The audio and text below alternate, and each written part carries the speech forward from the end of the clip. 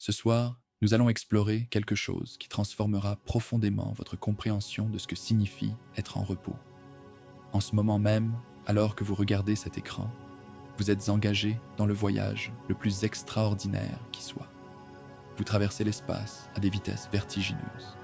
Cela commence par la planète sous vos pieds qui pivote lentement. Cette Terre qui tourne est elle-même en orbite autour du Soleil. Le Soleil navigue autour du centre de notre galaxie, et la galaxie elle-même traverse le cosmos à une allure effrénée. Tous ces mouvements s'empilent les uns sur les autres. Tous se produisent en ce instant précis. Chaque couche ajoute sa propre vitesse à la précédente. À la fin de cette exploration, vous comprendrez chaque étage de ce mouvement invisible. Vous saurez pourquoi vous ne pouvez pas le détecter, et vous découvrirez où l'univers vous entraîne réellement. Avant de commencer, si vous aimez explorer les mystères du cosmos autant que nous, prenez une seconde pour aimer cette vidéo et vous abonner. C'est un geste simple, mais il aide cette chaîne à atteindre des esprits curieux comme le vôtre. Maintenant, commençons notre voyage. La première couche, la rotation terrestre. Débutons par quelque chose de simple. Depuis votre position actuelle, tout semble immobile. Rien ne bouge. Tout est stable. Et cela correspond exactement à votre expérience directe du monde. Mais vos sens ne vous montrent qu'une partie de la réalité. Ils sont conçus pour déterminer le mouvement relatif, pas le mouvement absolu. Ils mesurent le changement de position par rapport à votre environnement immédiat. Si tout autour de vous se déplace à la même vitesse, vos sens ne détectent rien. Ce qui signifie que vous pourriez voyager à n'importe quelle vitesse. Et tant que tout autour de vous voyagerait à cette même vitesse, vous vous sentiriez complètement immobile. Et c'est exactement ce qui se produit en ce moment même. La Terre bouge incroyablement vite. Laissez-moi vous montrer à quelle vitesse. La première couche de mouvement est celle que la plupart des gens connaissent. Notre planète tourne sur elle-même. Elle pivote comme une toupie, complétant une rotation entière en 23 heures, 56 minutes et 4 secondes. Nous appelons cela un jour sidéral. C'est légèrement plus court que les 24 heures que nous utilisons pour nos horloges, parce que la Terre se déplace également autour du Soleil, ce qui ajoute quelques minutes pour que le Soleil revienne à la même position dans le ciel. Mais concentrons-nous sur la rotation elle-même. L'équateur terrestre a une circonférence d'environ 40 000 km. Cette distance entière est couverte en une seule rotation. Donc, si vous vous tenez sur l'équateur, vous vous déplacez à environ 1770 km/h. C'est plus rapide que la vitesse du son. La vitesse du son dans l'air, au niveau de la mer, est d'environ 1235 km/h. Vous êtes donc en train de vous déplacer plus vite que le son en ce moment même, et vous ne pouvez pas le sentir. Pas même un tout petit peu. Mais voici l'important. La plupart des gens ne vivent pas sur l'équateur. La vitesse de rotation de la Terre change selon votre latitude. Plus vous vous éloignez de l'équateur, plus vous vous déplacez lentement. Si vous habitez à New York, à environ 40 degrés de latitude nord, vous vous déplacez à environ 1270 km/h. À Londres, à environ 51 degrés nord, vous vous déplacez à environ 1040 km/h. Si vous vous tenez au pôle Nord ou au pôle Sud, vous bougiez à peine en termes de rotation. Vous tournez simplement lentement sur place, complétant une rotation toutes les 24 heures. Mais peu importe où vous êtes sur Terre, vous ne ressentez pas ce mouvement. Pourquoi ? Parce que tout autour de vous se déplace à la même vitesse. L'air se déplace, le sol se déplace, les bâtiments se déplacent, votre corps se déplace. Il n'existe aucun mouvement relatif entre vous et votre environnement. Il n'y a donc rien pour vos sens de détecter. Ceci est la première couche de mouvement. La Terre pivotant sur elle-même. Et c'est seulement le début. La deuxième couche, l'orbite terrestre. Parlons maintenant de l'orbite de la Terre autour du Soleil. C'est la deuxième couche de mouvement et elle est beaucoup plus rapide. La Terre orbite autour du Soleil à une distance moyenne d'environ 150 millions de kilomètres. Nous appelons cette distance une unité astronomique. Le chemin que la Terre emprunte autour du Soleil est presque circulaire, bien qu'il s'agisse en réalité d'une très légère ellipse. La distance totale que la Terre parcourt en une orbite complète est d'environ 937 millions de kilomètres. Et elle complète cette orbite en un an, 365 jours et quart. Alors, à quelle vitesse la Terre se déplace-t-elle ? Vous pouvez le calculer. 937 millions de kilomètres divisé par 365,25 jours. Cela fait environ 2 564 000 km par jour. Divisez cela par 24 heures et vous obtenez environ 107 000 km par heure. C'est la vitesse orbitale de la Terre autour du Soleil, 107 000 km par heure. Pour mettre cela en perspective, l'avion le plus rapide jamais construit, le Lockheed SR-71 Blackbird, avait une vitesse maximale d'environ 3530 km par heure. La Terre se déplace environ 30 fois plus vite que cela. Le vaisseau spatial le plus rapide jamais construit par les humains, la sonde Parker Solar Probe, a atteint des vitesses d'environ 692 000 km par heure lors de son approche la plus proche du Soleil. La vitesse orbitale de la Terre est toujours plus lente, mais pas de beaucoup. Nous parlons d'une planète, une énorme boule de roche et de métal, pesant environ 5,9 septillions de tonnes, et elle fonce dans l'espace à plus de 107 000 km par heure. Chaque seconde, la Terre se déplace d'environ 30 km le long de son orbite. Dans le temps qu'il vous faut pour lire cette phrase, la Terre a voyagé des dizaines de kilomètres à travers l'espace. Et encore une fois, vous ne ressentez rien de tout cela parce que vous vous déplacez avec la Terre. L'atmosphère se déplace avec la Terre. Tout à la surface se déplace ensemble. Il n'y a pas de vent causé par ce mouvement, parce que l'air se déplace à la même vitesse que le sol. Il n'existe aucune sensation de vitesse, parce que tout dans votre cadre de référence se déplace ensemble. C'est un principe fondamental de la physique.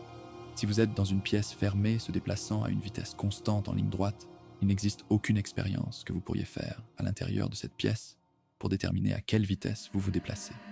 C'est le principe de relativité, d'abord compris par Galilée, et plus tard affiné par Einstein. Le mouvement est relatif. Vous ne pouvez détecter que les changements de mouvement, l'accélération.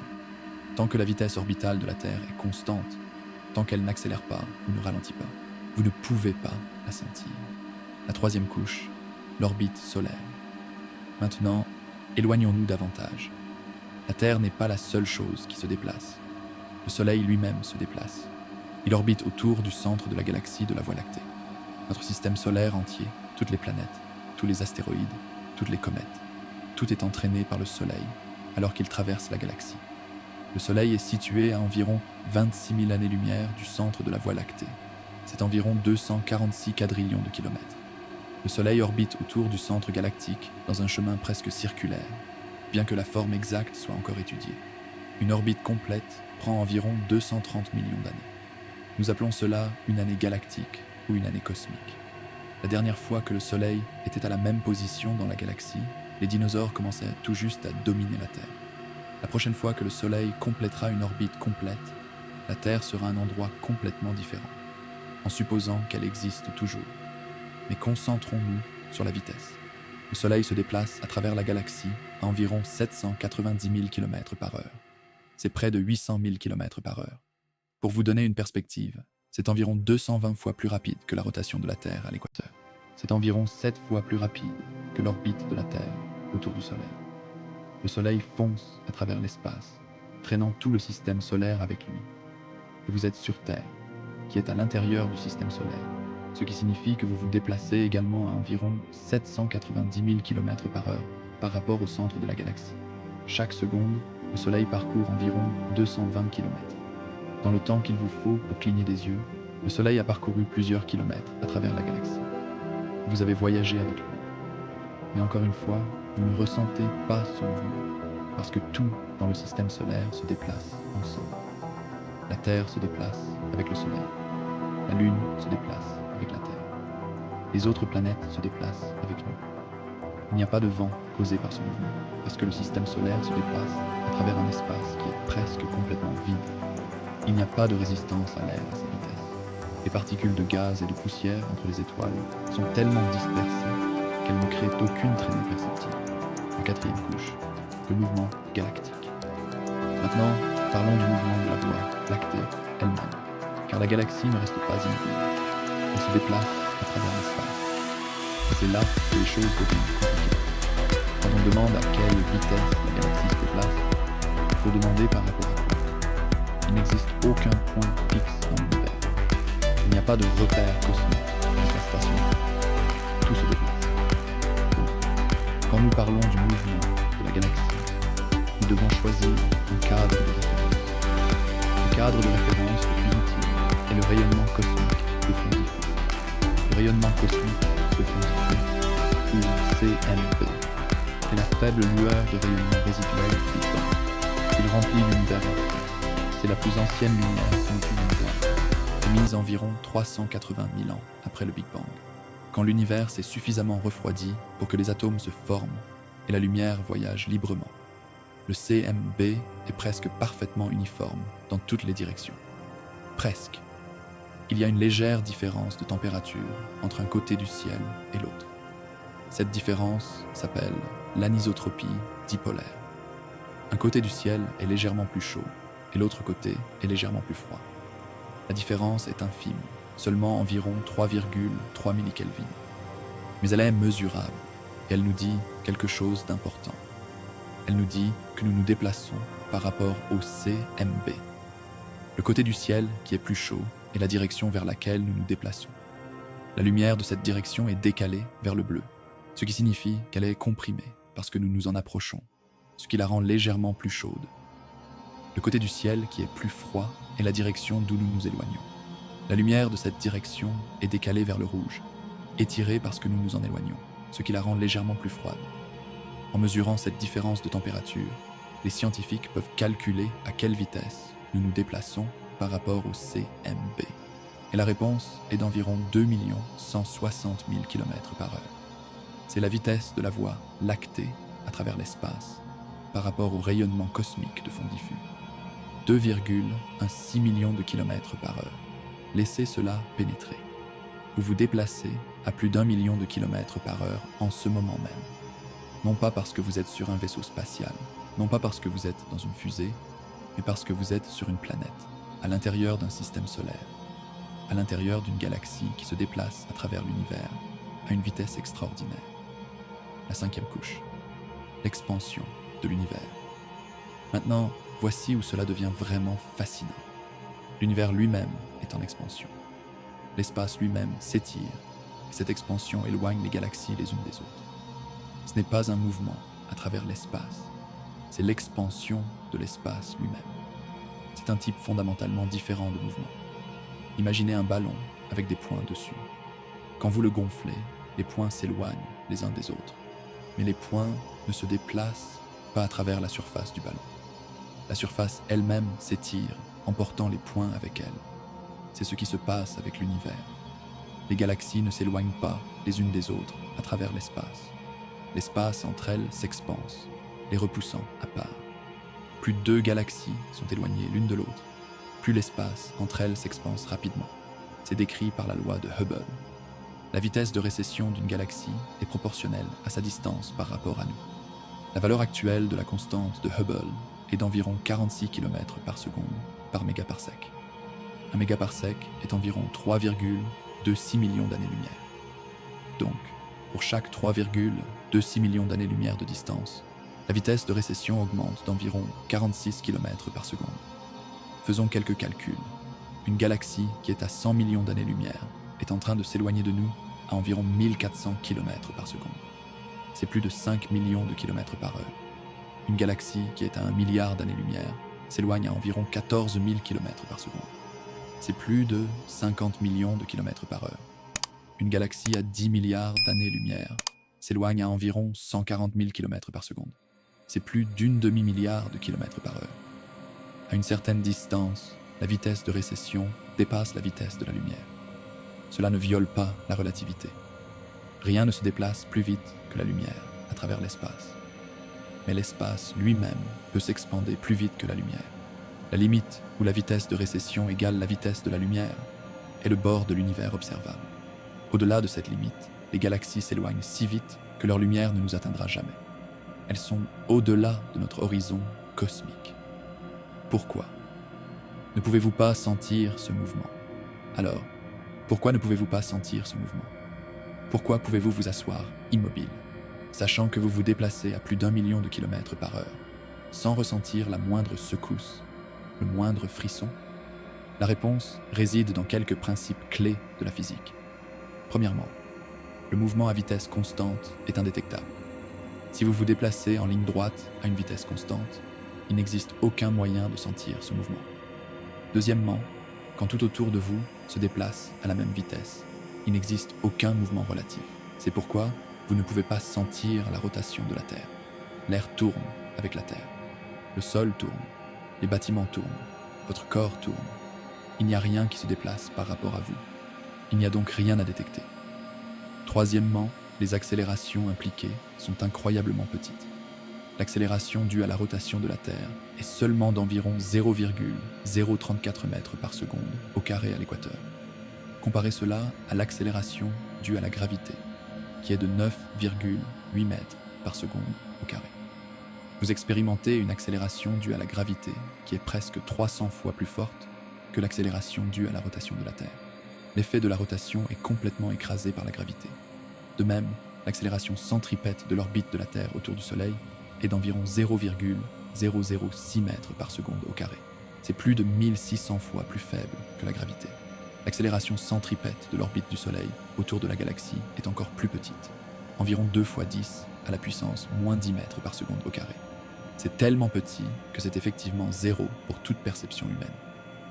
Application pratique. Cependant, ce mouvement a des implications réelles et pratiques. Prenez le GPS, par exemple. Le système de positionnement mondial dépend d'un réseau de satellites en orbite autour de la Terre. Il y a 31 satellites GPS en orbite à tout moment. Ils orbent à une altitude d'environ 12 550 km au-dessus de la surface terrestre.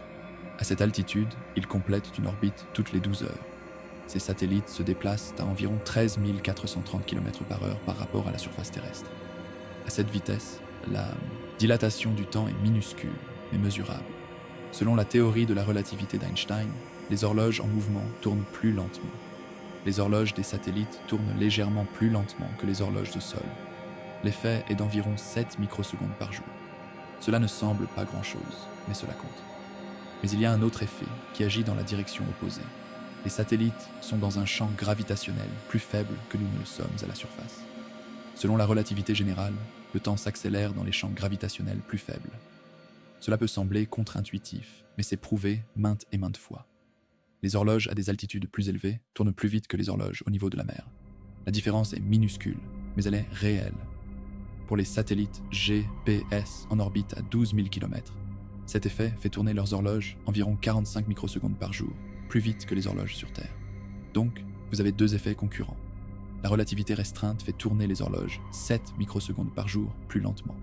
La relativité générale fait tourner les horloges 45 microsecondes par jour plus vite. Les deux effets s'annulent partiellement, mais pas complètement. Le résultat net est ça que les horloges des satellites gagnent environ 38 microsecondes par jour par rapport aux horloges sur Terre. 38 microsecondes ne semble peut-être pas grand-chose, c'est 38 millionièmes de seconde. Mais le GPS fonctionne en mesurant le temps qu'il faut aux signaux radio de voyager des satellites à votre récepteur. Les signaux radio voyagent à la vitesse de la lumière, environ 282 000 km par seconde. En 38 microsecondes, la lumière voyage environ 11 km. Donc, si les satellites GPS ne corrigeaient pas ces effets de dilatation temporelle relativiste, votre position serait décalée d'environ 11 km et cette erreur s'accumulerait. L'avenir du mouvement.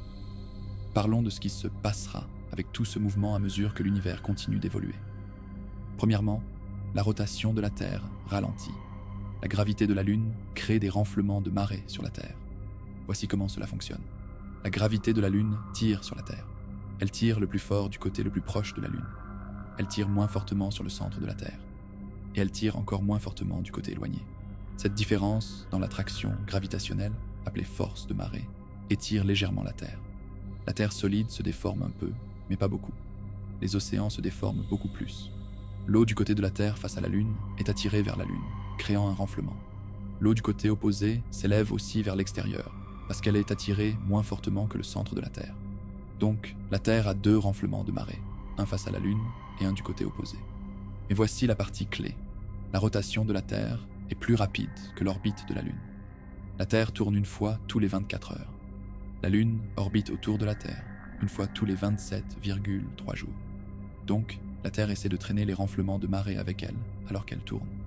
Mais la gravité de la Lune essaie de garder les renflements alignés avec la Lune. Le résultat est la friction. L'effet de cette friction est un couple qui ralentit la rotation de la Terre. C'est comme un frein. L'effet est petit.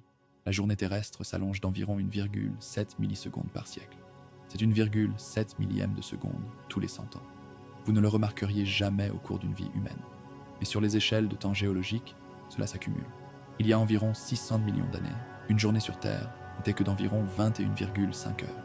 À l'époque où les premiers animaux complexes multicellulaires évoluaient dans les océans, la Terre tournait plus vite.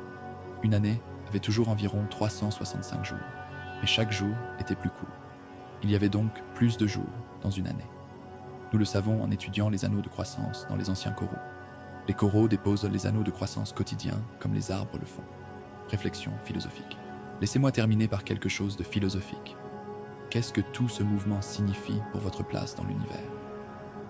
Pour la plupart de l'histoire humaine, nous avons cru que nous étions au centre. La Terre était stationnaire.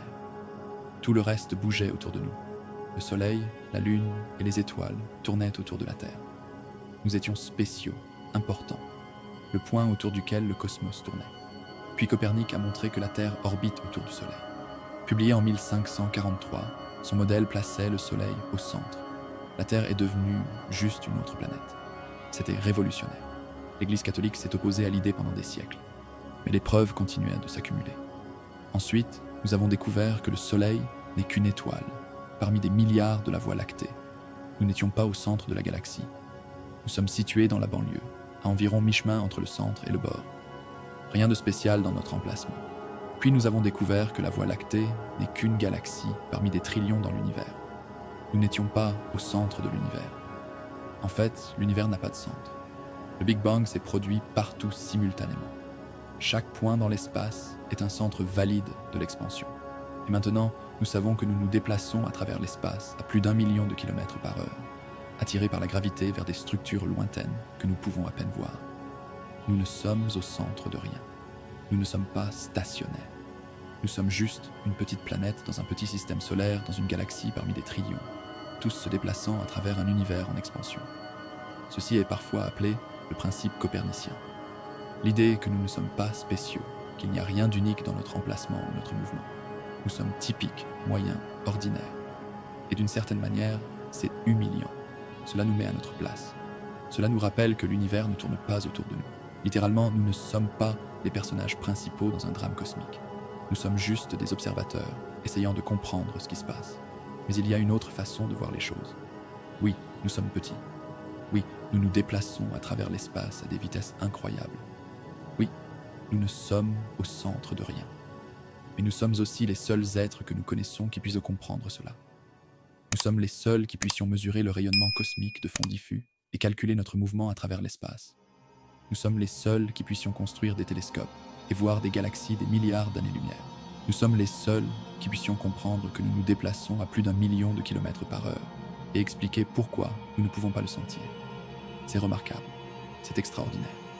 De toutes les planètes de toutes les galaxies, la Terre est celle qui a produit une espèce capable de comprendre l'univers, capable de poser des questions sur le mouvement et le temps et l'espace, capable de trouver les réponses. Nous ne sommes peut-être pas au centre. Nous pouvons ne pas être stationnaires. Mais nous sommes conscients, nous sommes curieux, nous sommes capables d'émerveillement. Et cela nous rend spéciaux d'une manière différente. Non pas spéciaux à cause de où nous sommes, mais spéciaux à cause de ce que nous pouvons faire. Nous pouvons penser, nous pouvons questionner, nous pouvons explorer, nous pouvons comprendre. Nous sommes faits d'atomes forgés dans le cœur des anciennes étoiles. Nous sommes la manière dont l'univers se connaît lui-même. À travers nous, la matière inconsciente est devenue consciente. C'est profond. Conclusion. Alors, revenons à la question avec laquelle nous avons commencé. À quelle vitesse traversons-nous réellement l'espace? Et la réponse est que cela dépend de ce que vous entendez par vraiment. Si vous voulez dire par rapport à la surface de la Terre, vous vous déplacez à peine. Peut-être quelques kilomètres par heure si vous marchez. Si vous voulez dire par rapport au centre de la Terre, vous vous déplacez à jusqu'à 1770 km par heure en raison de la rotation de la Terre. Si vous voulez dire par rapport au Soleil, vous me déplacez à environ 107 000 km par heure. Si vous voulez dire par rapport au centre de la galaxie, vous vous déplacez à environ 790 000 km par heure. Si vous voulez dire par rapport au rayonnement cosmique de fond diffus, vous vous déplacez à environ 2 160 000 km par heure. Toutes ces réponses sont correctes. Elles mesurent juste des choses différentes. Il n'y a pas de vitesse unique et vraie. Le mouvement est toujours relatif. C'est l'une des intuitions les plus profondes de toute la physique. Il n'existe pas de cadre de référence absolu, pas de grille cosmique, pas d'horloge universelle. Juste des perspectives différentes, toutes également valables. Merci de vous être joints à moi dans cette exploration du mouvement. Si vous avez trouvé ce voyage à travers l'espace fascinant, veuillez considérer l'aimer cette vidéo et vous abonner à la chaîne. Cela m'aide à continuer à créer ces explorations approfondies du cosmos. Et rappelez-vous, vous n'êtes pas immobile. Vous vous déplacez à travers l'espace à des vitesses incroyables. Vous venez juste de ne pas le sentir. Et c'est l'un des mystères les plus beaux de l'univers. Dormez bien cette nuit en sachant que vous faites partie de quelque chose de vaste et dynamique. Vous voyagez à travers le cosmos à des vitesses qui feraient que la fusée la plus rapide semblerait lente. Et demain, quand vous vous réveillerez, vous aurez voyagé des millions de kilomètres à travers l'espace, pendant que vous dormiez. L'univers est en mouvement, et vous aussi. Bonne nuit.